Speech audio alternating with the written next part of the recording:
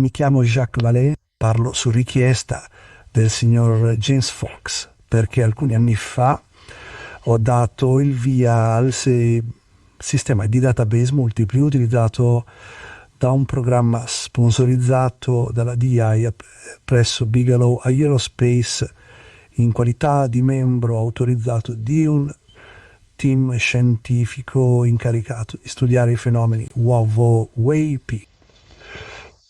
In questi e molti altri casi sono stati raccolti nuovi dati fisici e ambientali.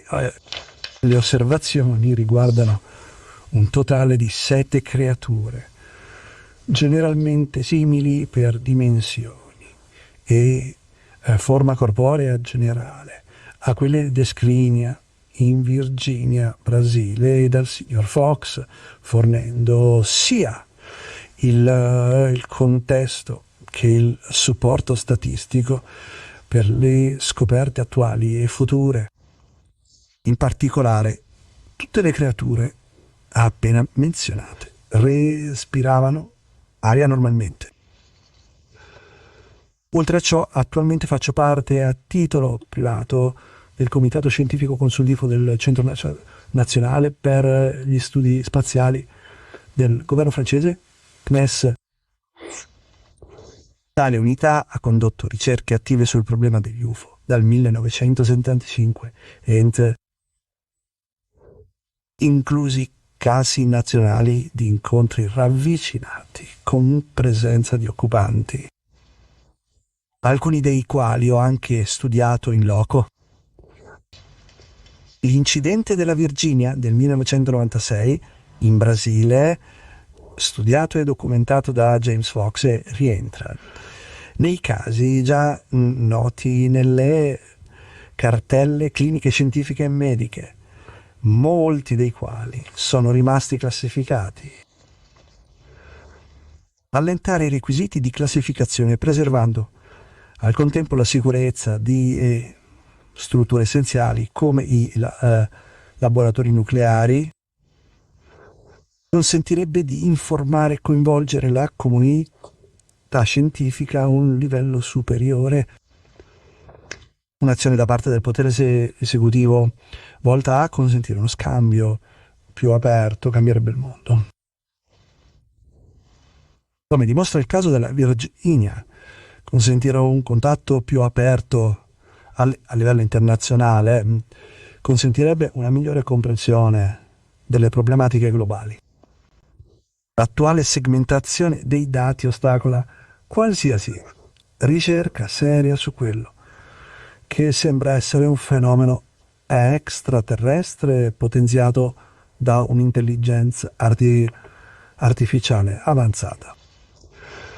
Esistono in una certa misura archivi aperti che descrivono l'ambiente fisico e biologico dei velivoli e dei loro occupanti, in particolare Soro e Valencol, due casi non classificati, ufficialmente considerati non identificati da più agenzie governative, hanno fornito prove di tracce, materiali recuperati ed effetti ambientali. Ma sappiamo che è disponibile molto di più. Il caso della Virginia presenta nuove conoscenze eccezionali, oltre a quelle già note. Migliora le nostre informazioni in due modi fondamentali.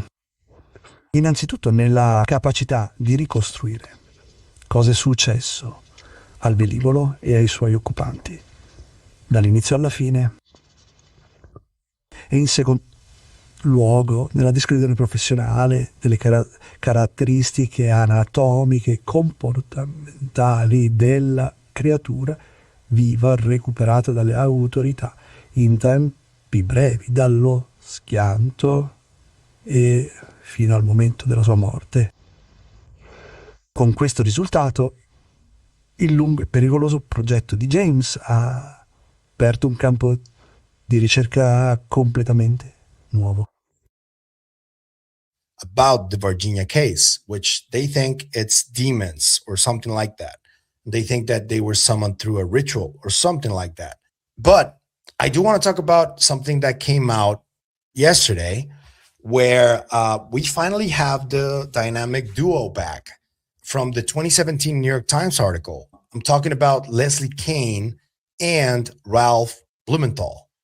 And they covered the Varginha case, and they have some very interesting information about it. In terms of like breaking news, I have to tell you, and this is what they reveal here, that the Varginha case witnesses that went to DC actually already spoke to Congress people, and they're gonna take the case or try to take the case to Congress. So that's a very interesting and wild development of a case that still has a lot of questions to be answered, but I do think that we can all agree that something did happen in Virginia, and at least the beings are something that people saw and that people experienced from different places. Very similar accounts of and descriptions of the beings, and very similar accounts of the beings allegedly communicating through either telepathic or a new term that we are going to see here from Dr. Italo Venturelli, who talks about empathic communication. Very interesting stuff. So this is the article. It goes, landmark Brazilian UFO case reaches Capitol Hill as Varginha incident turns 30. Leslie Kean and Ralph Blumenthal. This is from the debrief. So here goes. Over a large box of untouched donuts in Washington's Longworth House Office building, congressional representatives sat rapt as a visiting Brazilian neurosurgeon described what it was like to stare back at the large lilac-colored eyes of a highly intelligent non-human being. So, not your usual Capitol Hill meeting. The closed-door session on January 15th brought together 3 members of Congress seeking greater government transparency of unidentified anomalous phenomena, long called UFOs, and a group of Brazilians who say they witnessed the crash of an otherworldly spacecraft and later encountered its non-human occupants. Coming 30 years after the striking events, the private Washington meeting, to which we alone had media access, followed by a public press conference 5 days later, raised the prospect of unprecedented Brazilian-American cooperation and unraveling the mysteries of one of the best researched and shocking UFO cases on record. The witnesses included the highly respected neurosurgeon, forensic pathologist, and a geography teacher. They were brought to the United States by filmmaker James Fox, who interviewed more than 24 witnesses for a new feature documentary that expands on a 2022 version of his film, Moment of Contact. Fox has been investigating the case with his Brazilian counterpart, Marco Aurelio Leal, for over 2 decades.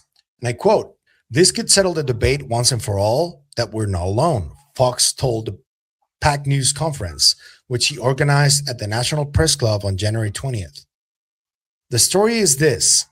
On January 13, 1996, in the countryside outside of the municipality of Varginha, Brazil, the geography teacher, also an ultralight pilot, reported seeing a cylindrical craft trailing smoke and crashing to earth. A week later, 3 girls walking home through a vacant lot reported encountering a cowering creature with reddish eyes and brown, oily skin that reportedly communicated its suffering through its eyes. Before long, the streets of Varginha were filled with military trucks and emergency vehicles amid rumors of the capture of 2 non-human beings, one later hospitalized, and a clandestine American operation that spirited them out of Brazil. Fox said that now, for the first time, he knows the names of those who were in possession of videos of the purported non-human entities. Despite the difficulties obtaining them, he said, "I never gave up." There is no question that the Varginha case lacks hard data. No one has yet been able to come up with photographs or videos, physical evidence, official documentation, or medical records that could help verify the episode. Yet over 24 witnesses to many aspects of the case have come forward independently, proving pieces of a puzzle that seem to fit together to tell a compelling story. The congressional meeting held in Tennessee, Representative Tim Burchett's office, drew into fellow Republicans Anna Paulina Luna of Florida, chairwoman of the House's task force on the declassification of federal secrets, and Eric Burleson of Missouri, along with staff members. Two Democrats with longstanding interest in the UAP issues, Jared Moskowitz of Florida and Andrew Carson of Indiana, a member of the House Select Committee of Intelligence, were invited but unable to attend. And I quote, "Can you take it from the top?" Luna asked the visiting neurosurgeon, Dr. Italo Venturelli, 73, at the beginning of the meeting. "Who brought the being in? I want detail about what the interaction was from point A to point B." Burchett also pressed a question. Was the being able to communicate in any way? Was it telepathic or anything like that? Dr. Italo, as he prefers to be called, who was on duty that day at the regional hospital in Varginha, said the captured being was initially treated by his colleague, Dr. Marcos Vinicio Neves, who sutured a wound on its cranium. Neves died in 2018, and no medical records were kept of this procedure, according to Dr. Italo. He says he was shown a brief black and white video of the patient and then spent 3 to 4 minutes at its bedside, having been asked to visually examine it after the procedure. And I quote, "I've been a doctor for 46 years and I have performed thousands of surgeries," Dr. Italo said in an interview before the meeting. "To me, it was obvious that this was not a human being. It looked like a 7-year-old child," the neurosurgeon told representatives with help from a translator in attendance. "Its eyes were lilac color. Both eyes and the cranium were teardrop shaped. It transmitted calm and tranquility." The doctor said it seemed to him that his patient was at peace with everything that was happening, and that he sensed it possessed intelligence greater than his own. He also described feeling as if it were looking at an angel. And I quote, "I wouldn't say it communicated telepathically, it communicated empathetically," he said, "through its eyes." "What did the hands look like?" Luna asked. Dr. Italo demonstrated holding up 3 fingers and a thumb. He said he had fixated on the eyes, which seemed to communicate power, concentration, and compassion. At one point, the being looked at him, looked out the window at the blue sky, and then looked back at the doctor, as if to communicate its wish to be released. Burleson, taking notes, asked if it was wearing clothing. "Bare above the sheet," said Dr. Italo. "The skin was white, the torso was slim, and there were no nipples, a small mouth, a sliver of ears." Burleson asked if any other medical staff or doctors could corroborate the story. "Yes," said Dr. Italo, "but most doctors are afraid to speak out because they have been threatened or for fear of damage to their careers. It is very important to get the others," Burleson said. Dr. Italo said that near-fatal heart attack and other recent medical issues persuaded him to break his silence last year and provided his full story to Fox for the first time, even though he still works full-time at regional hospital. A third Brazilian visitor, Dr. Armando Fortunato, who was a forensic pathologist and criminal medical examiner for the civil police for over 3 decades, told the representatives that he had performed an autopsy on a young military police officer, Marco Cerese, who had grabbed one of the beings during its capture and then died a few weeks later from a severe infection after it inadvertently scratched them. Dr. Armando, as he likes to be called, said a legal request has been filed to exhume Teresa's body with hopes of collecting bacteria or even DNA samples that could undergo further analysis. Dr. Armando handed the representatives a signed statement from Dr. Joao Giannini, 89, a specialist in pathological anatomy, whose biography states he has performed over 50,000 autopsies. Giannini attested that he had found a rare form of bacterium of extremely high aggressiveness and lethality in the tissue samples from Cerese. The characteristics of the infection went so far beyond the limits of what is conventional that, in his opinion, it raises the hypothesis of its alien origin. Leslie Kane does go to describe in detail Dr. Jacques Vallet's presentation, which we covered here, Kirk McConnell's presentation, but we go down here. During the private discussion in Birch's office, Dr. Italo said he had learned that the being he saw was taken to ESA military base, then to Campinas, and then to the States. All the people we talked to said the exact same thing, Fox told the representatives. Luna said Congress should seek Air Force flight logs and a landing permit to confirm any American retrieval operation of bodies and crashed debris from Varginha, although it is uncertain whether any paper trail exists. And this is where they talk about Colonel Fred Clausen, who did say that if this actually happened, there must be a paper trail. He did not confirm there was, but he said that if it happened, it shouldn't be that difficult to find, which I found really interesting.